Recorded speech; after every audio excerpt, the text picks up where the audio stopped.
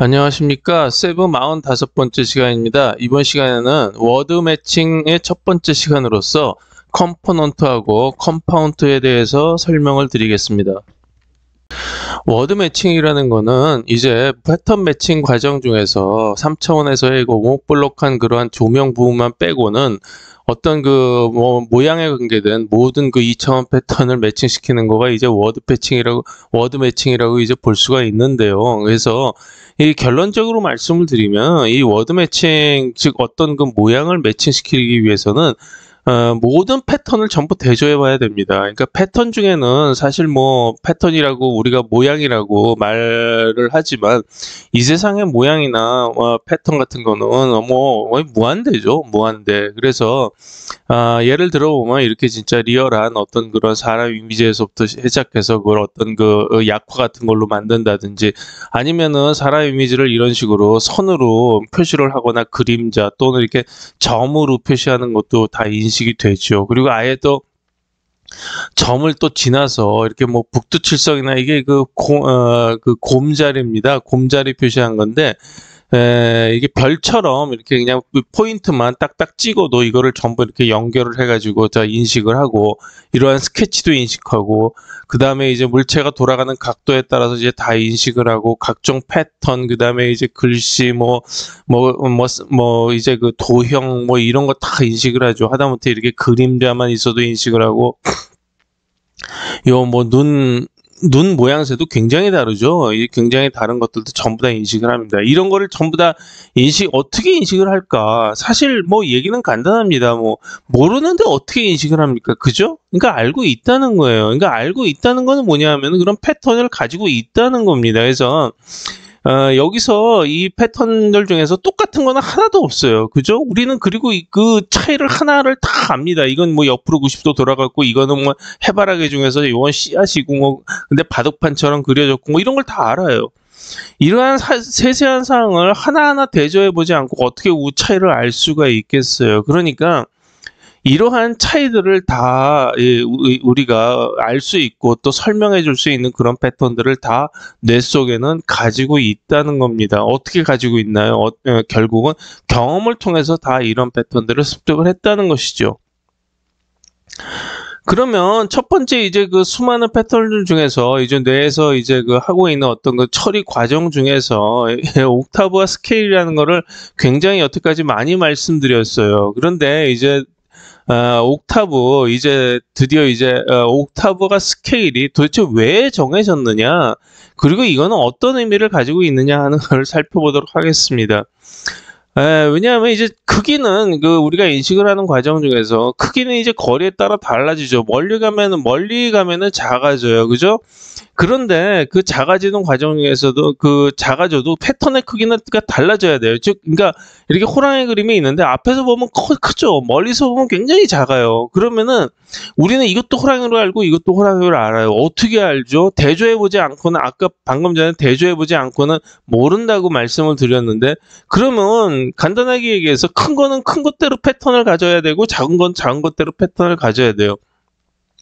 그럼 어떤 분은 큰 거나 작은 거나 똑같은 거 아니냐, 이제 그렇게 말씀하실 수도 있는데, 우리는 뇌에서 이미 그 작용을 하고 있기 때문에 그렇게 생각을 하실 수가 있는 것이고, 그렇지 않고 사실 생각해보죠. 요만한 작은 어떤 호랑이를 여기다 갖다가 대조를 해봐요. 맞나요? 안 맞죠. 그러니까 결국은 이거를 이쪽으로 줄이든가 이거를 이쪽으로 키우든가 하는 어떤 그런 방법이 필요하다는 거예요. 그래서 이해 해결책을 뭐를 하냐면 거리를 적당한 구간으로 나누죠. 이 수많은 거리에 따른 크기를 보상하기 위해서 거리를 적당한 구간으로 나눈 다음에 각 구간마다 그에 맞는 크기의 템플릿을 구비하여 매칭시킨다. 즉, 이 뜻이 뭐냐 하면은, 여기서 보시면은 우리가 이제 태어나면서부터 각종 이제 환경에 접하면서 시각이 발달하게 되는데, 이러한 우리가 보는, 살아가는 어떤 그런 과정 중에서 비슷한 환경을 4가지 정도로 나눌 수가 있어요. 첫 번째는 뭐냐면, 우리가 근거리에서 아주 눈앞에서 볼 때, 즉 책을 볼 때나 바로 이제 얼굴을 마주치고 얘기할 때 같은 아주 눈 앞에 있을 때. 그 다음에 두 번째는 이제 실내에서 어느 정도 이제 거리가 이제 좀 제한돼 있는 어떤 그런 경우. 그 다음에 이제 세 번째로 밖에 나가면 이제 실외에서 거리 같은 게 보이죠. 그러니까 어느 정도는 이제 좀 먼 그러한 상태의 그런 공간이죠. 그 다음에 이제 아주 풍경같이 먼 아주 그런 거를 이제 원경으로 나눈 경우. 그러니까 이렇게 네 가지 정도의 환경을 처할 수가 있어요. 그래서 이 네 가지를 이제 크게 네 가지로 대별을 하는 거예요. 그래서 앞에서 볼 때는 호랑이가 이렇게 커 보이는 세 개 정도로 이렇게 나눌 수 있는 거고. 그 다음에 이제 이거가 이제 여기서 짝대기로 구간을 표시했듯이 이제 이 실내에 있을 때, 여기 실외에 있을 때 이제 이걸 원경이라고 볼 때 이런 식으로 나눌 수가 있는 거예요. 그런데 이제 그래서 이거를 이제 옥타브 1, 2, 3, 4로 이제 예를 들어서 나눈 거죠.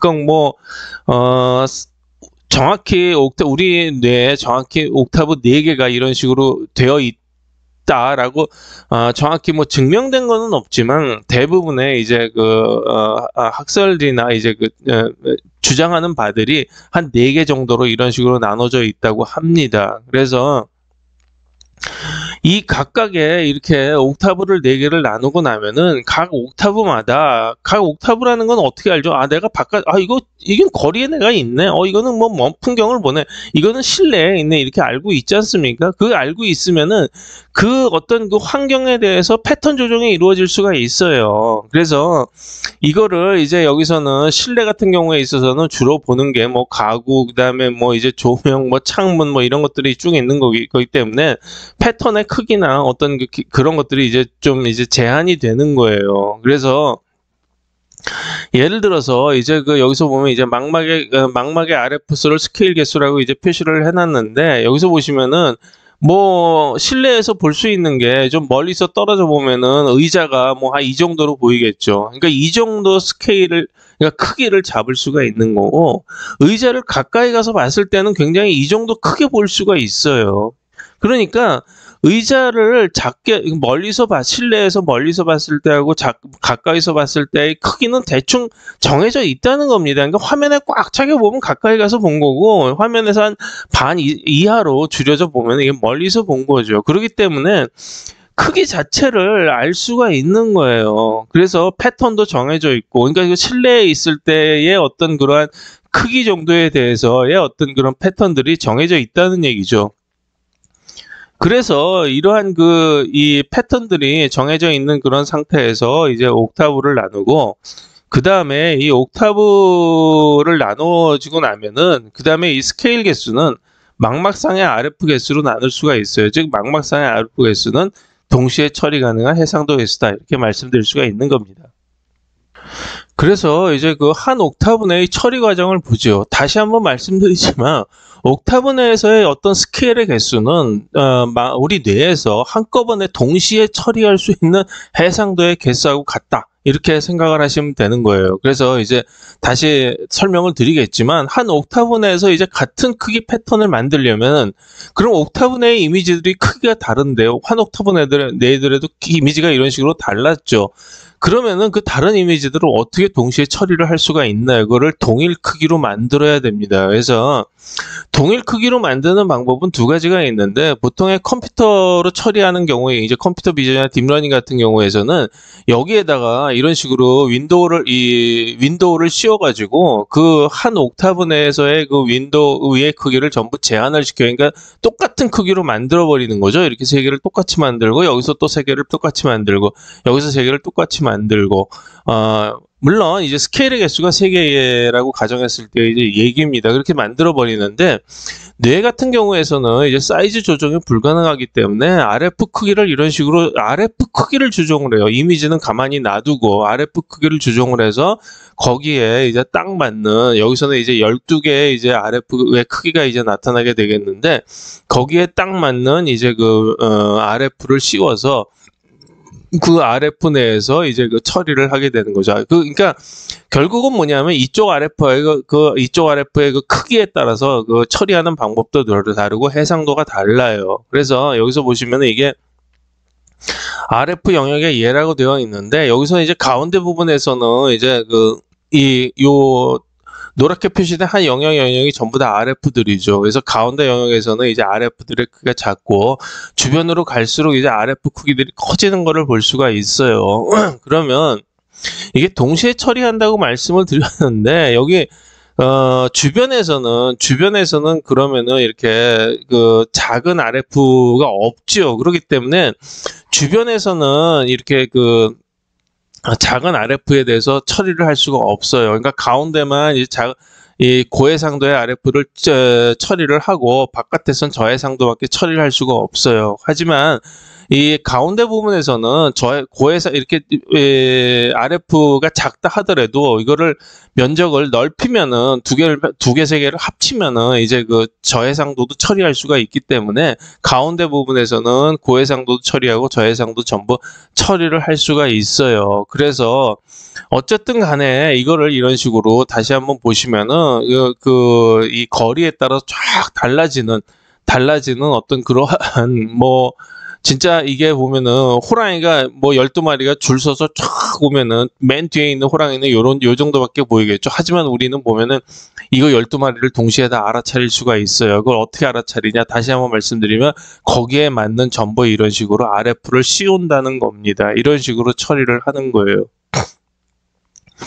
그래서 뇌는 어떻게 RF를 이용해서 패턴 크기를 맞추는가? 이제 전에 이거 제가 말씀드릴 때 이제 신의 해법이다 이렇게 이제 말씀을 드렸는데 이게 RF 화면 전체에 대해서 전부 고해상도로 처리가 되면은 뭐 경우의 개수가 엄청나게 늘어납니다. 거의 무한대가 되죠. 그래서 그거를 막기 위해서 망막의 어떤 그 주변 부분에 대해서는 이게 망막의 이 수용체 개수죠. 가운데 초점 부분에서는 굉장히 높지만 이게 이 주변 부분에서는 굉장히 이제 낮습니다. 여기서 빨간 거는 이거는 간상세포라고 그래가지고 어두울 때 보는 세포이기 때문에 이거는 따질 필요가 없어요. 그러니까 원추세포만 따져야지 되기 때문에 이 까맣게 표시된 게 원추세포만 생각하시면 됩니다. 가운데만 굉장히 그 밀도가 높고 양옆으로 갈수록 거의 그냥 급속하게 그냥 이제 다운되는 거를 보실 수가 있어요. 그래서 이 수용체, 즉 리셉터 자체가 센서죠. 센서 자체가 이렇게 주변으로 갈수록 떨어지기 때문에 뇌의 전달이 돼도 신호가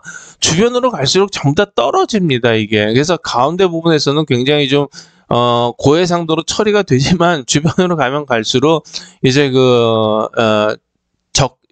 굉장히 해상도가 낮아지는 어떤 그런 거를 보실 수가 있는데, 그렇기 때문에 이게 보면은 예를 들어서 이러한 이렇게 이제 뭐 볼록볼록한 이러한 땅콩처럼 생긴 이런 물체가 이런 하나, 두 개, 세 개, 네 개가 동시에 이런 식으로 있었다, 겹쳐서 있었다, 이런 거를 볼 때는 어떻게 처리를 하냐 하면은 가운데 있는 거는 전부 이렇게 고해상도로 보지만 이 바깥에 있는 거는 고해상도로 볼 수가 없어요, 주변에. 그렇기 때문에 이렇게 울퉁불퉁한 거의 패턴이 굉장히 커집니다. 여기서는 굉장히 작아지지만. 그렇지만 예를 들어서 여기서 굉장히 자실구레하게 어떤 그러한 패턴도 여기서 이렇게 자실구레하게 처리를 할 수 없다는 거죠. 그래서 가정을 하기에 여기서에 있는 패턴을 그냥 쭉 확대를 시킨 거를 주변에서 같이 처리를 한다.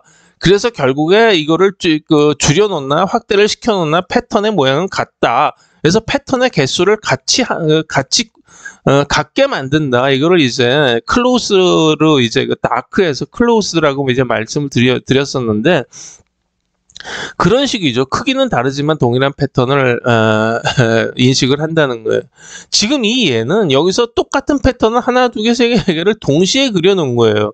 이게 여기서 보면은 이 가운데서도 똑같이 이 패턴을 땅콩 패턴을 인식을 하고 바깥에서도 땅콩 패턴만 인식한다. 그게 아니고 이거를 해상도를 비슷한 패턴을 인식한다는 거를 말씀드리기 위해서 일부러 같은 패턴을 그려놓은 거고, 주변 부분에서는 해상도가 낮으면 낮은 상태로도 얼마든지 다른 패턴을 인식을 하는 거예요.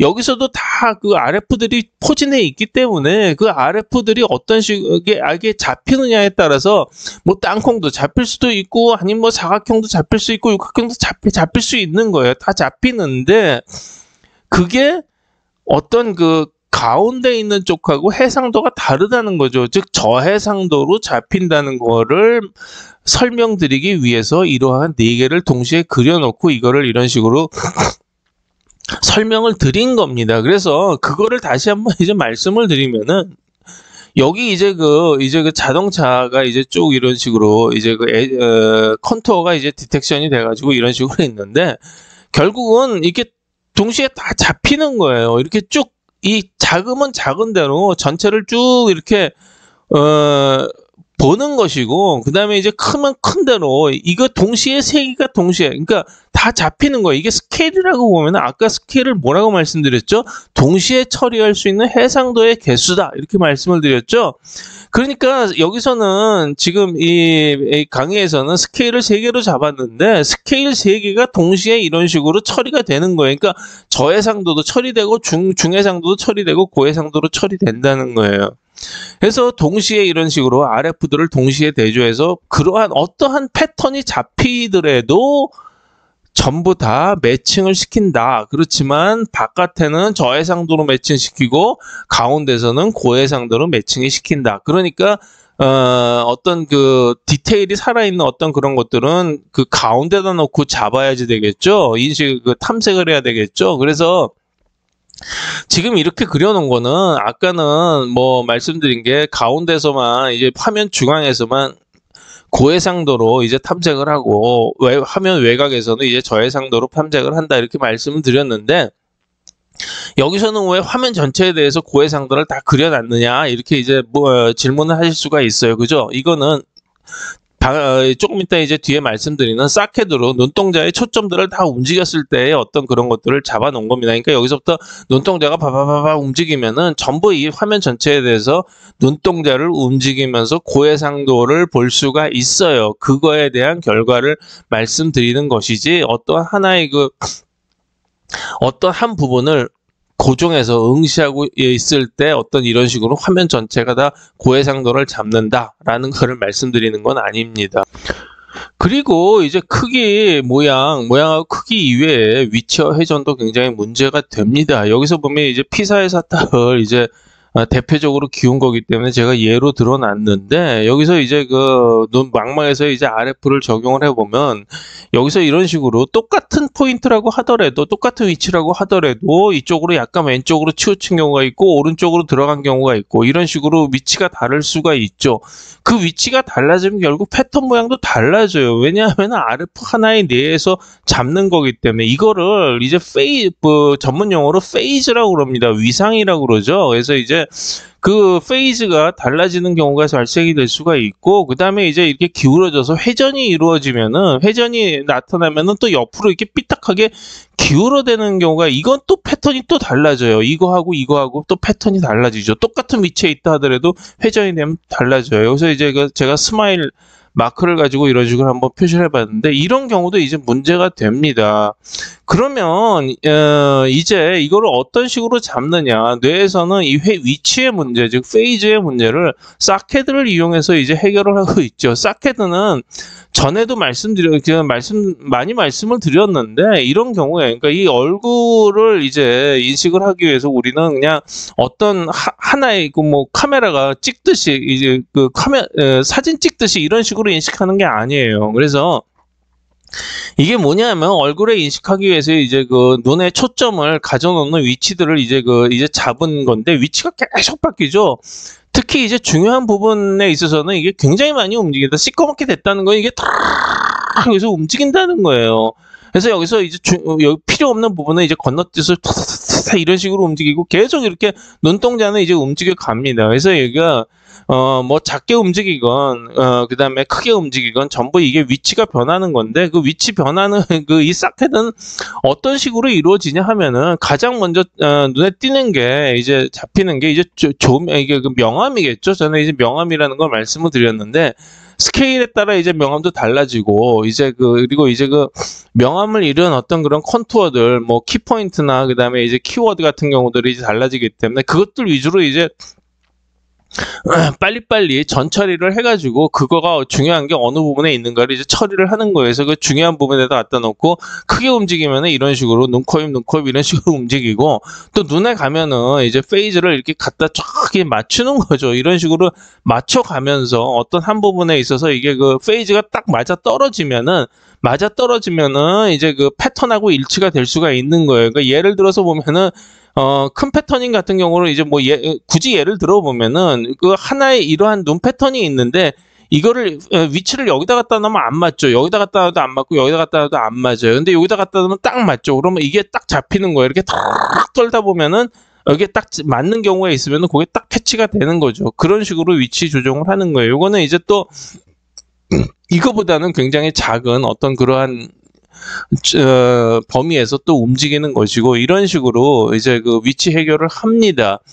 그렇지만 이 싹패드도 이제 회전 문제는 해결을 하지 못해요. 그래서 이제 회전 문제를 해결하는 방법이 이제 등장을 하게 되는데 신생아 초기에는 이제 회전된 물체를 다른 컴포넌트로 인식한다 이렇게 되어 있죠. 왜냐하면은 아직 축이 없기 때문에 그 축이 없기 때문에 이 A라는 물체하고 B라는 물체가 서로 이제 돌아간 물체라는 거를 인식을 할 수가 없어요. 그래서 패턴이 먼저 인식이 되고 그 다음에 이제 축이 잡힌 상태에서야지만 이제 이게 돌아갔구나, 같은 물체가 돌아간 거구나라는 거를 어떤 회전 인식이 이제 시작되기 시작을 하는 거예요. 그래서 아까 이제 RF 같은 경우는 이제 쭉 이제 스캐드를 통해서 맞추다 보면 위치가 맞고, 그 다음에 이제 패턴이 맞으면은 이게 이제 크기를 이제 가늠하게 되는데, 이게 이 RF 크기에 따라서 이게 이게 X축이 그 지름이라고 생각을 하시면 돼요. 그래서 이거를 100%, 왜냐 RF라는 것 자체가 그 안에서의 전체 세상이기 때문에 그 세상에서의 세상 끝에서 끝까지의 어떤 그러한 축을 잡는 거죠. 그래서 이걸 100%라고 잡고 세부에서도 이걸 100%로 잡습니다. 그리고 나서 이거에 대한 상대적인 그 위치, 즉 X축이 잡히면 좌표가 생기죠. 그 좌표의 XY, 여기에 직각으로 해당되는 게 이게 X축이면 직각으로 해당되는 축이 Y축이 생기겠죠. 그 2차원 평면에서의 어떤 여기서의 위치를, 상대적인 위치를 나타내는 거예요. 그래서 그거를 나타내는데 일단 X축이 잡히면은 어떤 그 회전의 근거가 되는 어떤 기준이 나오기 때문에 그 축에 의해서 이제 잡히는 건데, RF에 따라서 여기서는 이제 축의 뭐 방향도 좀 다르게 그려봤고, 그 다음에 이제 RF가 작으면 X축도 당연히 작지요. 이런 식으로 그려본 겁니다. 그래서 여기서도 보시면은 이게 그 장미꽃에 꽃에 이제 잎인데, 이게 장미죠. 장미인데 이게 전체를 다 안 그린 게, 전에도 말씀드렸지만 전체를 다 그리다 보면 이제 컨투르이 다 겹쳐서 그려지기 때문에 잘 보이질 않아요. 그래서 이제 안 겹치는 부분만 이런 식으로 이제 띄어내서 그린 겁니다. 그래서 이제 요거를 꽃잎을 이런 식으로 잡아볼 때 이게 이런 식으로 돌아갔냐, 이런 식으로 돌아갔냐 하는 거는 여기서의 이제 비주얼 알파벳들의 이제 센터 라인, 이쪽이 이제 축이죠. 축들이 다 달라져요. 그러니까 이거 센터 라인은 고정이 되어 있는 상태에서 이게 축이 이렇게 돌아가면은 이 센터 라인하고 축 사이의 그 각도가 달라지게 되죠. 각도가 달라지지만 이것만 달라지는 게 아니라 전체가 다 한꺼번에 돌아갑니다. 그래서 그 돌아간 각도를 보고 얼마만큼 회전이 됐구나라는 거를 인식을 할 수가 있는 것이죠. 그래서 이제 그러면은 뇌에서 이런 각도를 계산하는 루틴이 또 있어야 되겠죠. 그리고 이제 마지막인데, 이제 그 조명에 따라서도 또 달라져요. 그러니까 지금 뭐 크기, 모양, 그다음에 위치, 회전 이런 걸 다 따져봤는데 조명에 따라서도 또 달라져요. 그래서 이렇게 조명을 바꾸면은 이런 식으로 패턴이 다 다르죠, 사실. 그렇지만 우리는 이런 패턴들을 이거를 똑같은 사람이라고 또 인식을 해요. 이거 어떻게 인식을 하겠습니까, 이건 또. 그래서 이거는 3차원 오목볼록을 따지는데, 3차원적으로 따져가지고 오목볼록이 다 같아가지고 눈, 코, 입이 제대로 위치에 박혀 있으면 같은 사람이구나, 이런 식으로 판단을 합니다.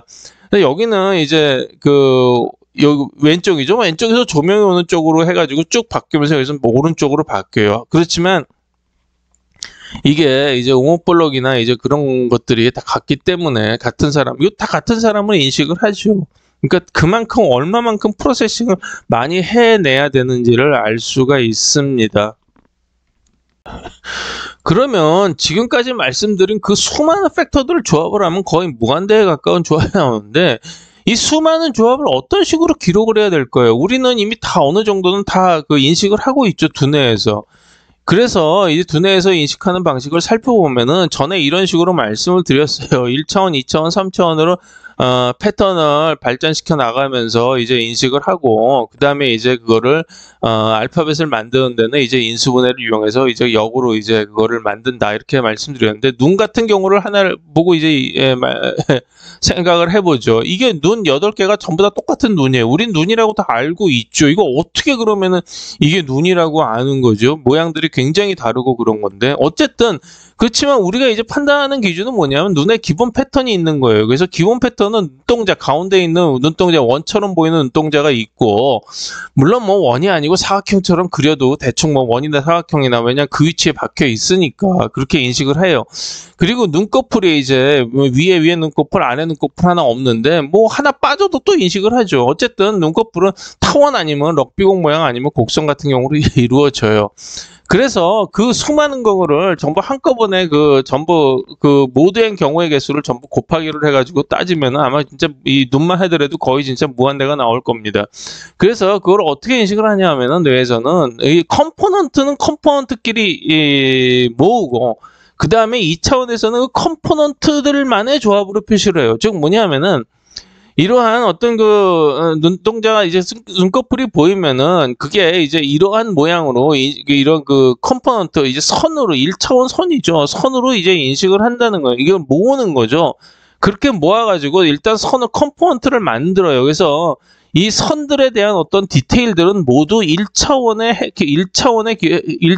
기록이 됩니다. 그러니까 선이 이렇게 뭐 부슬부슬하게 되고, 그다음에 이거는 여러 갈래가 있고, 이거는 뭐 좀 강하고, 이거는 뭐 중간에 가다 끊기고, 뭐 이런 어떤 이거 옅고 뭐 이런 것들은 전부 다 여기서 1차원에서 커버를 해가지고 그 플러스 마이너스 알파에 속하는 거죠. 그 플러스 마이너스 알파에 해당되는 것들은 전부 1차원에서 기록을 해서 여기로 넘어갈 때는 이거는 그냥 이 정도 공률의 선이야 라고 컨투어만 올려보내는 겁니다. 2차원에서. 그럼 2차원에서 그 컨투어들만 가지고 이런 식으로 눈을 컴파운드, 즉 합성을 하는 거예요. 그래서 이렇게 2차원 그러니까 이 2차원의 패턴을 가지고 있는 상태에서는 그 선이 뭐 이렇게 흐치흐치된 선인지 솔리드 선인지 무슨 선인지 뭐 전혀 모릅니다. 그게 야 이거는 무슨 선이니? 라고 물어봤을 때는 아래쪽에 가서 물어봐야지 돼요. 왜냐하면 모든 디테일들에 관한 정보를 아래쪽에서 보관하고 있기 때문에.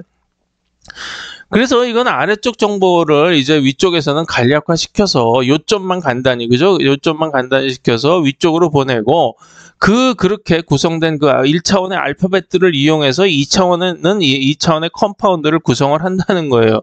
그래서 2차원 컴파운드가 구성이 돼서 거기에 다시 조명이 더해지면은 이제 3차원이 되는데, 2차원들의 컴포넌트의 조합을 보시면은 이제 이 컴포넌트의 세세한 디테일들은 모르고, 이 컴포넌트들의 이제 위치나 각도, 상대적인 어떤 크기, 그 다음에 뭐 그런 것들만으로 이제 여기 정보가 꽉 채워지는 거죠. 2차원 컴포넌트들이 어떤 식으로 구성이 됐는가. 하나의, 여기서 그 컴포넌트가 올라오면 그걸 하나의 그냥 블록 취급을 해서 다시 또 그거의 알파벳만 가지고 넘어간다는 거예요. 그렇기 때문에 이거를 예를 들어서 이렇게 할 수가 있어요. 그러니까 문자 인식 같은 경우에 있어서 A, B, C라는 어떤 그러한 거를 보기에 A라는 글자도 뭐 필기체도 있고 붓글씨도 있고 뭐 펜글씨도 있고 엄청나게 많죠.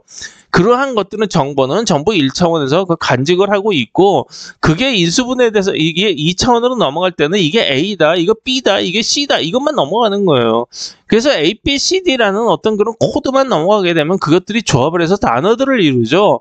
그 단어들을 이룬 게 어떤 2차원 컴포넌트라는 거예요. 그 단어들이 뭐 필기체로 쓰여져 있는지, 뭐 인쇄체로 쓰여져 있는지, 그거는 뭐 명조체로 쓰여져 있는지, 그거는 모른다는 겁니다. 2차원에서는. 그거는 1차원에서 가지고 있죠. 그래서 먼저 이제 그러면은 먼저 이제 컴포넌트, 여기 이제 하얀색으로 표시된 게 이제 컴포넌트인데, 컴포넌트들이 만들어져야 돼요. 당연하겠죠. 그래서 이거를 먼저 컴포넌트를 잡는 거를 만들어서 이렇게 허옇게 허연성으로 표시된 것들이 전부 컴포넌트들이라고 보시면 돼요.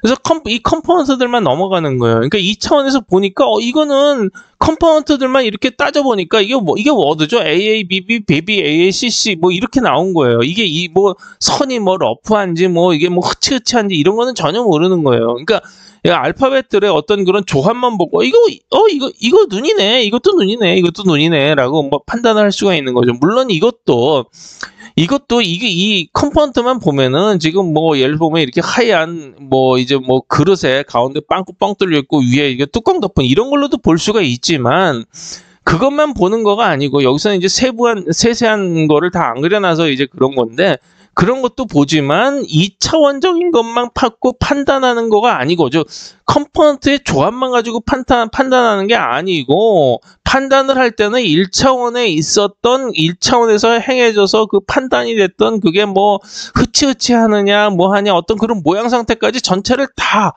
한꺼번에 그러니까 뇌 전체가 통째로 움직여서 판단을 하는 거기 때문에 이게 똑같은 모양이 이렇게 2차원적으로는 똑같은 모양이 있다 하더라도 이거는 우리가 전체를 다 봤을 때는 이게 눈이구나 라고 이제 판단을 하는 거예요. 물론 여기서는 지금 제가 중요한 건 세세한 건 전부 다 빼고 그냥 이렇게 그냥 그 굵직굵직한 그냥 선만 그려놔서 이제 그런 거죠. 그래서 컴포넌트를 만들 때는 여기서 이제 그 페이스 라인이라고 이제 말씀을 드렸는데 저는 이제 헤어라인이라는 걸 설명을 드렸었죠. 헤어라인은 뭐냐면은 예를 들어서 이렇게 까만 이게 까맣게 이게 안에가 이제 그 까만 칼라로 솔리드로 칠해져 있을 때는 요 경계밖에 없죠. 요 경계 부분은 두께가 없어요. 그죠? 그 경계만을 나타내는 거를 헤어라인이라고 말씀을 드렸는데 라인 중에는 어떤 두께가 있는 라인이 있습니다. 여기서도 보면 이게 두께가 있죠. 이런 식으로.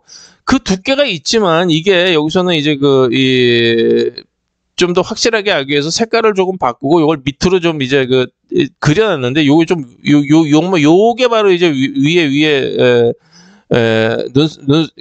눈 가장자리죠. 그래서 이거 보면은 이게 여러 가지 조각으로 이런 식으로 되어 있는데 뭐 끊어지기도 하고 이거 전체를 면적이 있는 그런 전체를 전부 이어서 이러한 이제 눈꺼풀 상태를 만들어내야 되는 거예요. 즉 컴포넌트를 만들어내야 되는 거예요. 그런데 이렇게 면적이 있는 즉 아까 말씀드린 헤어라인처럼 경계만을 나타내는 게 아니고 어떤 면적이 있는 그거를 이제 페이스 라인이라고 이제 명명을 얘기를 합니다. 그래서 그렇지만 이게 경계가 확실하게 이렇게 띄어져도 끊어지기도 하고 뭐 어떤 데는 두께가 그러면 두껍고 어떤 데는 얇고 어떤 데는 3개로 끊어지기도 하고 어떨 땐 2개로 끊어지기도 하고 이 모든 거를 전부 여기만 이어야 돼 라고 말할 수 있는 건 아니겠죠? 이게 이런 식으로 와서 이렇게 이을 수도 있는 거고 뭐 이렇게 이을 수도 있는 거고 사실 경우의 가지수는 굉장히 많아요. 그러면 하필이면 이렇게 이을까요? 그게 눈이기 때문에 이게 위쪽 눈꺼풀이구나 라고 생각하기 때문에 이렇게 이은 거예요. 그죠? 여기하고 여기 붙어 있죠. 그럼 여기 가다가 이렇게 이을 수도 있는 거예요. 그러면 우리는 왜 이렇게 있는 걸로 보일까? 이게 눈이라는 거를 위쪽에서 판단을 했기 때문에 이렇게 이어야지 되고 그 다음에 컴포넌트는 이렇게 되어야 된다. 라고 알기 때문에 이거 인식을 하기 때문에 우리가 굳이 이렇게 있는 거죠. 그러니까 바로 다음에서 설명을 드리겠지만 이게 페이스 라인이 됐건 어떤 그런 러프한 컨투어를 가지고 컴포넌트를 만들 때는 이 컴포넌트들의 조합만 가지고 만들어낼 수는 없어요. 위쪽에서의 판단이 필요해요. 그래서 그거가 위쪽에서 판단을 해서 아래쪽으로 내려주는 루트가 피드백 루트가 있어야지 됩니다. 하여튼 이렇게 알아두시면 되고요. 그래서 이제 피드백 루트를 설정하기 위해서는 전에도 말씀드렸지만 이거는 전에 말씀드린 저거예요. 컴포넌트하고 컴파운드 인식, 즉 선하고 면 탐색을 어떻게 하느냐를 이제 말씀드리기 위해서 전에 이제 말씀드린 건데 먼저 선 탐색을 하고 면 탐색을 한다고 말씀을 드렸죠. 그래서 선 탐색을 할 때 여기서는 이제 선 탐색이 이게 페이스 라인이고 눈꺼풀이다 이런 식으로 알고 있는 인식을 하는 거가 아니고 그냥 무조건 있는 대로 그냥 피지컬리 그냥 이거는 이어져 있고 이건 이어져 있고 이런 식으로 탐색을 하는 거예요. 어떤 시멘틱한 그런 게 없죠. 그래서 이러한 선 탐색하고 면 탐색을 먼저 하지만 어떤 시멘틱이 주어지지 않았을 때는 그냥 이거가 면이 이렇게 딱 구해졌을 때 면 탐색하고 같이 하는 것처럼 보이는 거예요. 그래서 이렇게 쭉 해서 이런 식으로 그 모양에 따라서 각각 이제 탐색을 해서 이런 모양이 이루어지는 거를 전에 말씀을 드렸기 때문에 자세한 사항은 앞쪽 강의를 참조하시면 되겠습니다. 어쨌든 간에 이런 식으로 선 탐색하고 면 탐색이 이루어져서 어떤 컴포넌트하고 컴파운드 탐색이 이루어진다. 이렇게 쭉 눈에 들어온 순서로 뇌 쪽으로 이어가는 순방향으로 이어가는 거를 이제 포워드 라우팅이라고 이제 말씀을 드릴 수가 있어요. 그래서 선 탐색, 면 탐색이 다 끝나고 나면은 이제 아까도 말씀드렸듯이 이제 피드백 루트가 있어야지 되죠. 그래서 포워드만 가지고 안 돼요. 그래서 이제 백워드 이제 이게 있어야지 되는데 그러한 이제 컴포넌트들은 디테일이 많기 때문에 전체적인 숲을 봐야지 돼요. 전체적인 숲을 볼 수 있는 거는 위쪽 레이어에서만 볼 수가 있죠. 그래서 이제 2차원 상위 레이어에서 판단을 해서 어느 정도 정해지면 1차원 쪽으로 이제 도움이 되는 신호를 이제 결국 이제 바이어싱을 이쪽으로 판단을 해라, 저쪽으로 판단을 해라 라고 하는 신호로 피드백 신호를 줘야지 되는 거예요. 우리가 사실은 뇌에서 보면은 뭐 피드백 신호가 더 많을 수가 있는 거죠. 근데 사실은 막 이게 중간에 가다가 막 루틴이, 그러니까 수십 개의 루틴이 각각 자기가 원하는 피처들을 탐색해내기 위해서 움직이게 되는데 그게 막 서로가 이제 정보들을 막 주고받아요. 주고받는데 사실은 어느 쪽이 앞이고 어느 쪽이 뒤쪽인가라고 판단할 수 없는 경우도 굉장히 많아요. 그래서 그게 피드백 신호라기보다는 쉽게 얘기하면 서로가 서로의 정보를 주고받는다. 이렇게 생각을 하시면 될 것 같아요. 그래서 여기서 보시면은 제가 이제 좀 이해가 편하시도록 이제 이 그림으로 이제 표시를 해놨는데 이게 이제 눈들이죠. 눈들을 이렇게 봤을 때 그 눈들의 컴포넌트들을 뭐 이렇게 분류를 해냅니다. 이게 이 컴포넌트의 종류가 뭐 이것만 있겠습니까? 뭐 수도 없이 많죠. 그러니까 선의 모양들을 보면은 뭐 무지무지 많을 거예요. 이 모양들을 다 이 디테일들은 컴포넌트 부분 1차원 선에서 전부 다 간직을 하고 있고 여기서 이제 포워드를 해서 계속 올려보낼 때는 여기서 이제 정확한 기하학적인 그런 어떤 즉 알파벳 그것들만 이제 위쪽으로 올려보내서 여기서 이러한 조합만 가지고 있는 거예요.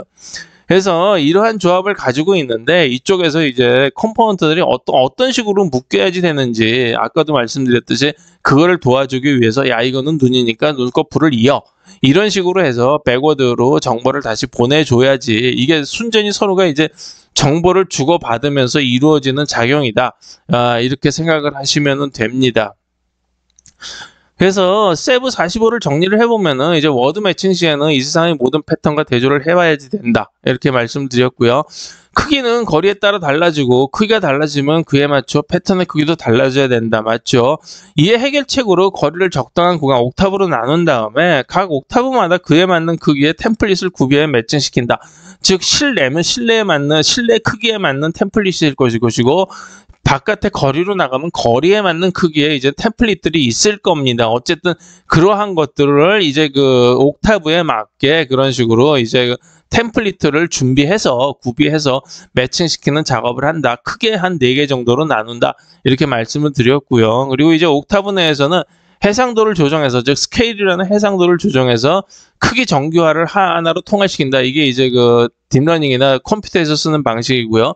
뇌에서는 크기 조정 대신에 RF를 이용한다. 이렇게 말씀을 드렸습니다.